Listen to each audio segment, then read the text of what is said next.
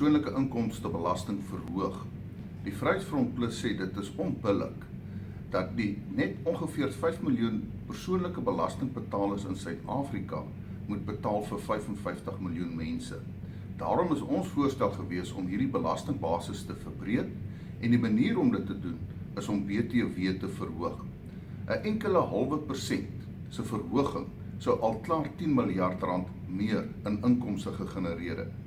Baie produkte is uitgesluit van BTW en die armstes van die armes sou nie daardeur benadeel geword het nie.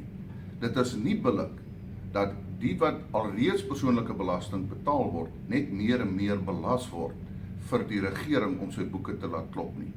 Ook die bydrae tot die padongelukkefonds, as ook die brandstofheffing, wat in totaal op 39 sent per liter kom. Ons sê dat ons wil weet wat word van daardie geld. Die padongelukkefonds is reeds bankrot. Hoekom moet ons ekstra meer betaal? As ook die tolgelde wat betaal word.